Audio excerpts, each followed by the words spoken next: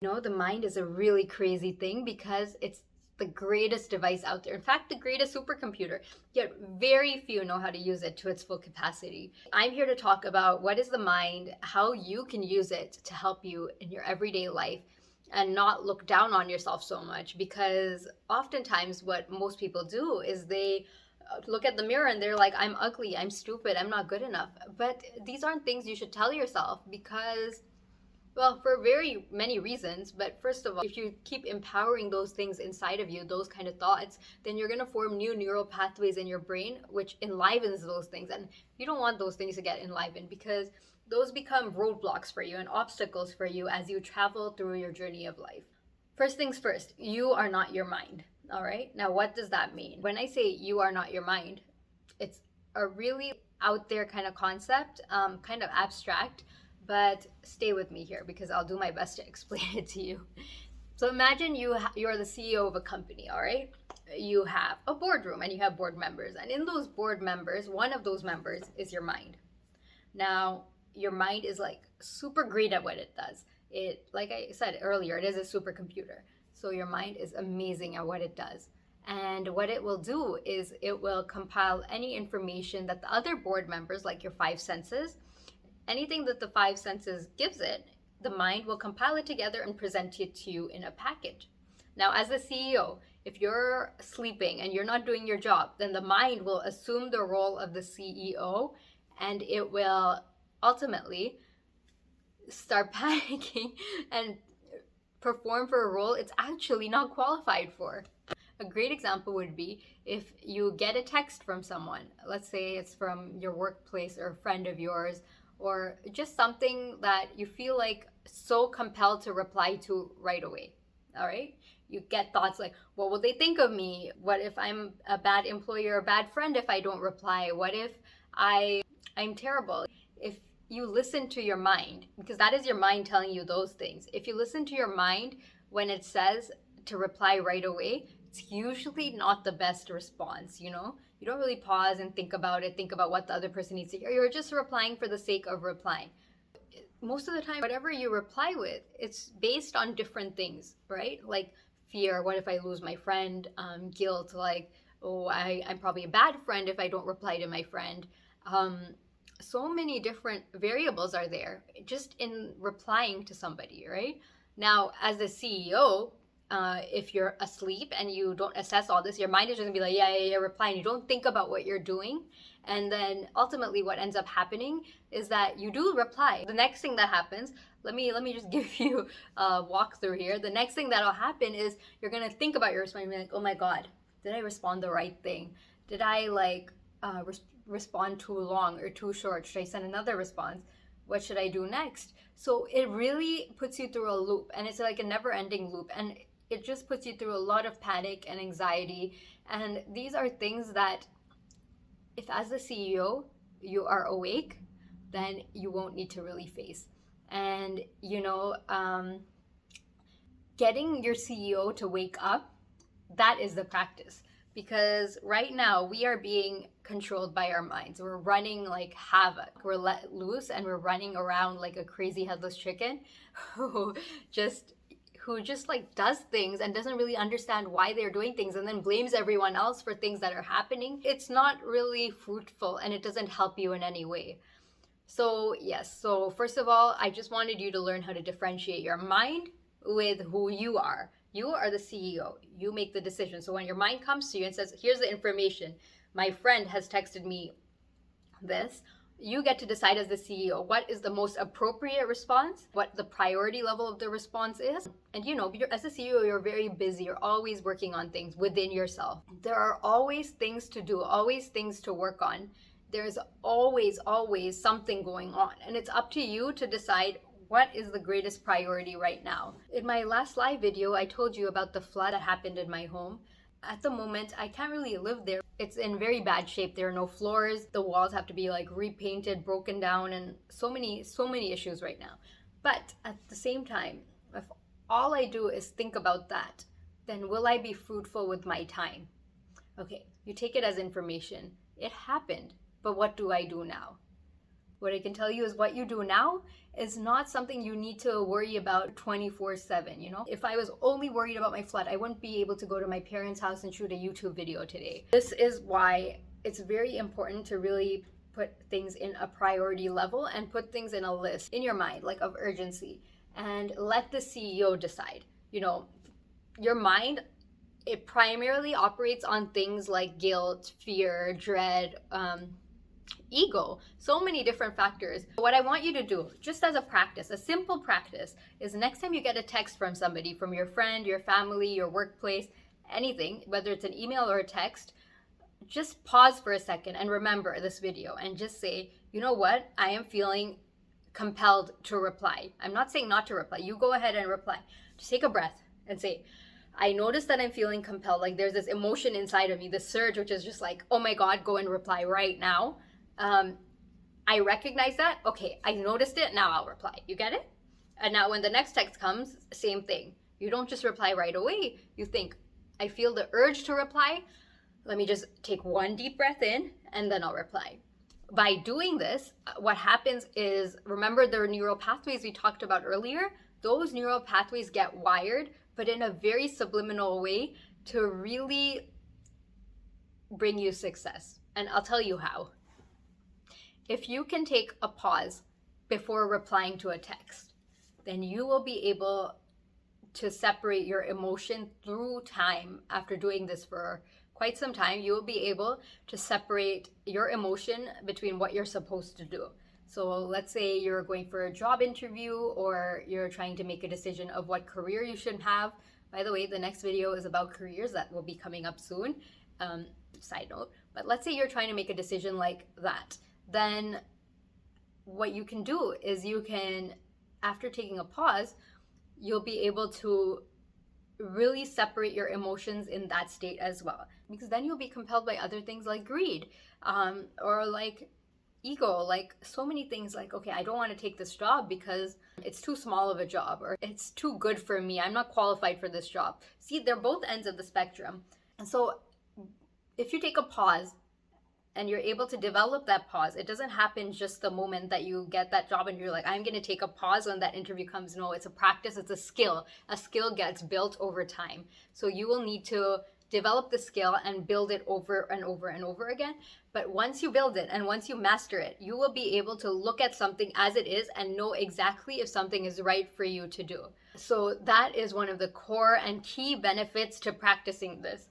Now, there's also something else I wanted to bring up, which is the fact that you're not your mind. I told you that, right? You're the CEO, and right now your CEO is sleeping, which you're sleeping. But we want to awaken that CEO. But there's one more thing that people often get confused with. While this video is about the mind and not the body, I still want to bring this up because we are talking about who you are. So I don't want you to get confused and think that you are this body. All right, so this body is like a car, okay? It's like a vehicle. It'll get you to places. It'll get you through your journey of life. But you are not your body. And you know, it's really cool because we don't really think about this. When someone dies, let's say I die right now, okay? You would come into the room and point at me, right? But would you say that's Slaisha, or would you say that is Slaisha's body? You would probably say that is Slaisha's body, right? And the reason you would say that is because deep down you know that Slaisha was not her body. Otherwise, you just point at the dead body and say, that's Slaisha. No, they always say, that is her body or that is his body for that reason. So you can never really die. It's only your body that dies. Just like a car gets old or a car gets damaged, you have to just get a new car. Just like that, you have to get a new body. Going and keep on going and changing your bodies until you just merge into everything. And that is a different topic for a different day. That is very abstract. But what I'm here to just show you is just the first step, which is identifying, first of all, segregating yourself and saying, okay, I am not who I think I am. I am not who society has told me I am. Everyone looks at me and they're like, Slaisha or Slaisha Didi. And they look at me and they say, Slaisha Didi, that's you. But you have to know that as you practice this, those things won't confirm that that is you, because that is not you. You are not your body and you are not your mind. And this is just one of the fundamental things I wanted to really bring up here. Now, another thing I want to mention is things like guilt, jealousy, greed, fear. All of these emotions, they are not negative emotions. They are caused by your mind to actually protect you. And here is why. So your mind is like a little 3-year-old kid. Okay, I always see my mind like a 3-year-old kid. They're so cute and they're so adorable. They love you so much. They just want to protect you from every situation. So you can have conversations with your mind. If your mind is like, this person got higher marks than me, or this person got a better job than me, all you have to do is say, hey, yeah, I see that, but that's okay. I'm happy for them. Inside, you might be feeling a little bit of jealousy or envy, and those are normal emotions. All you have to do is recognize that this jealousy and envy is coming from that 3-year-old kid. It's not coming from you. You are not a jealous person. You cannot be a jealous person because you are not your mind. You get it? Jealousy stems from the mind. You are not your mind, so that is not you. All right, so I want to give you one more example. In Sanskrit, it's called Manasha, Vasha, and Karmana. Okay? So let's say you're really jealous. Your friend got a car and you don't have a car, and the car is super beautiful, amazing. There are 3 types of things that they say you can do, right? One is Karmana. Karmana means action. You're super jealous, so you go to your friend's car, you take a key, and you just key the car. That is called Karmana, and that is not really a good idea, because you know how they talk about karma and stuff like that? It is true. It is definitely true.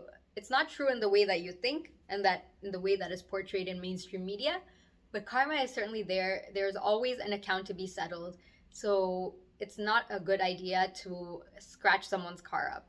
And here's the thing, I'm not telling you to do that because you're scared of karma. I'm telling you not to do that because you don't even recognize fundamentally what we talked about in the beginning of the video. Observing yourself, observing why you're doing the things you're doing, observing that you're jealous. That's why you want to key that car.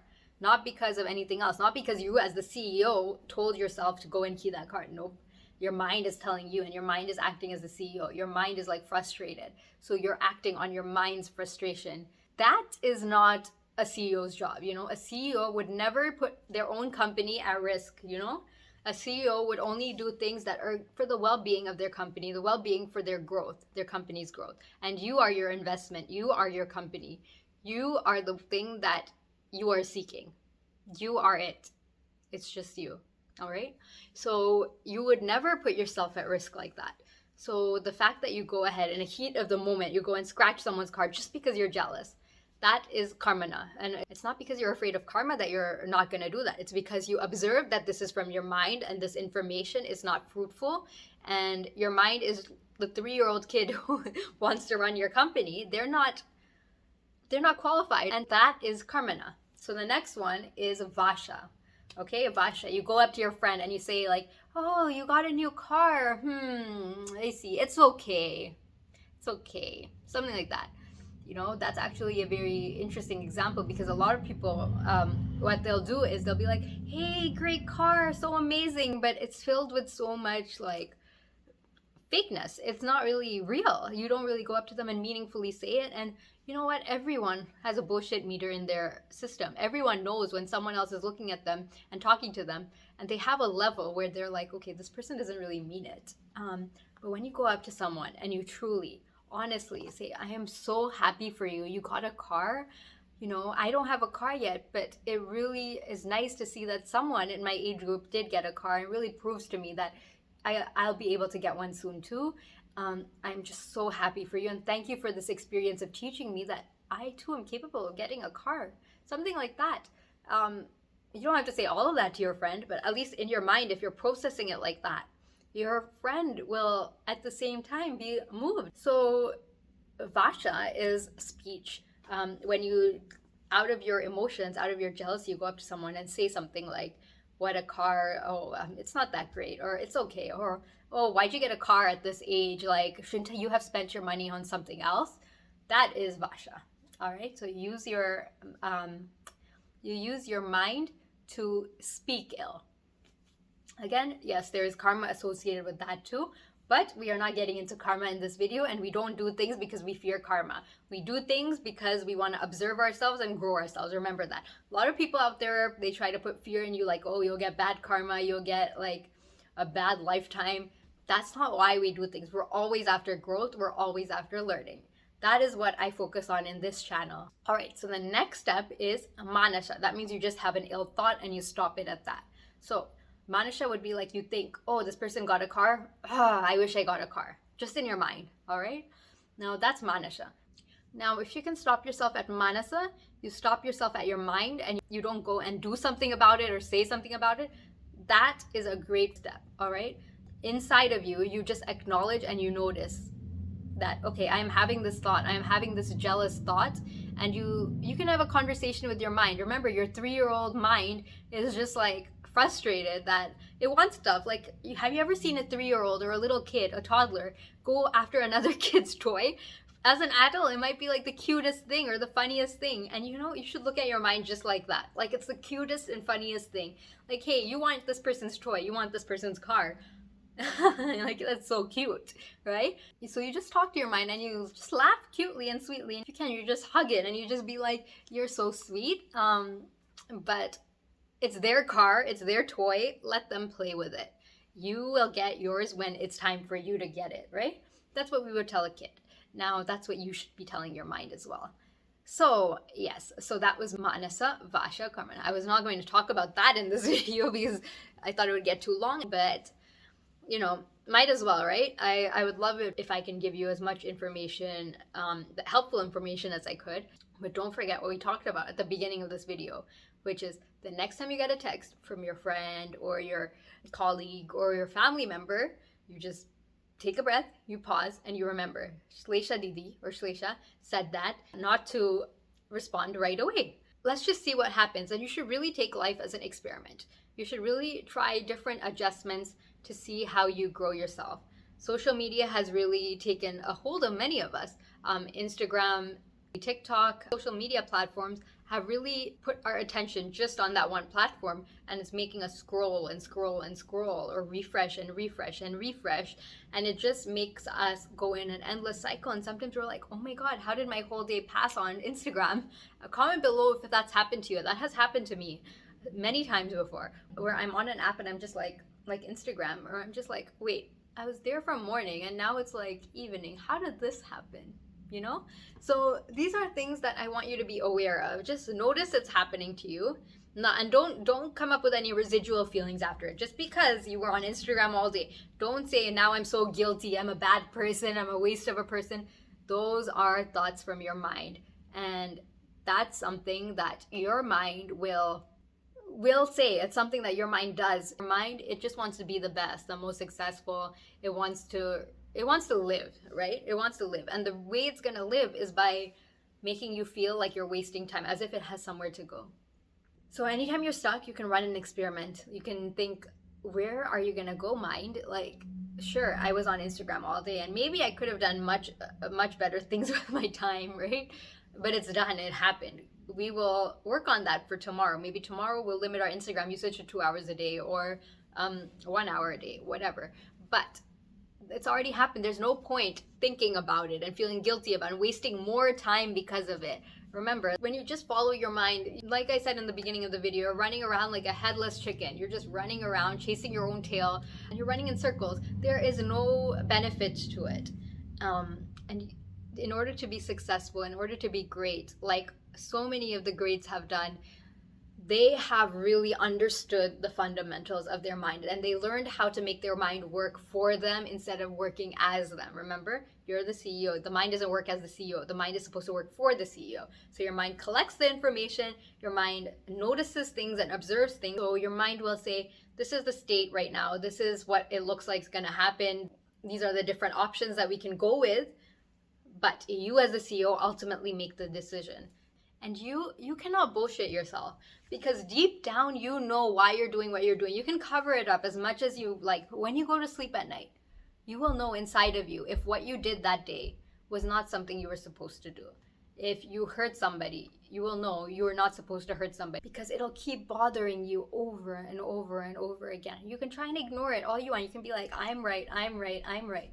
But somewhere, even you know inside of you that you should not have done that. So I really hope you enjoyed this video. Some of the key takeaways today were, number one, pausing before you reply to a text and noticing and observing that you feel compelled to respond right away. When you pause, you take a deep breath, and then you can go ahead and reply. The reason we do this is because by building up small habits like this, we form neural elasticity in our brains, which forms new neural pathways, which will help us achieve success. Number two, we talked about how you are not your mind, you are not your body, but you are the CEO. You are asleep right now, most likely, but you can be awakened, and you will be able to take full control of your company, which is you. You are your greatest investment. Number three, we talked about Manasha, Vasha, Karmana, 3 levels of acts.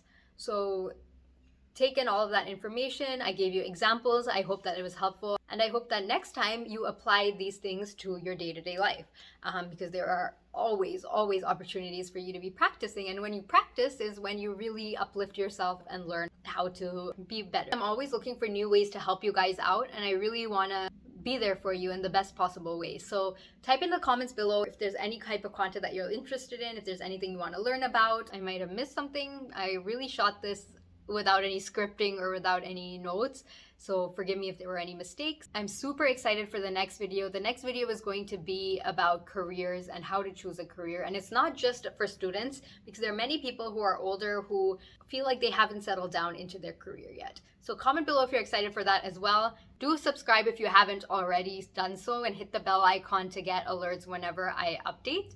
And if you would like to learn more about me, what I do, then click on this video. I'm not sure if it's on this side or on this side, but click on this video. It's from my live session on Instagram. I uploaded it on YouTube. It was my first YouTube video. So that's that. I hope you enjoyed. Take care and have a great day, guys. Bye.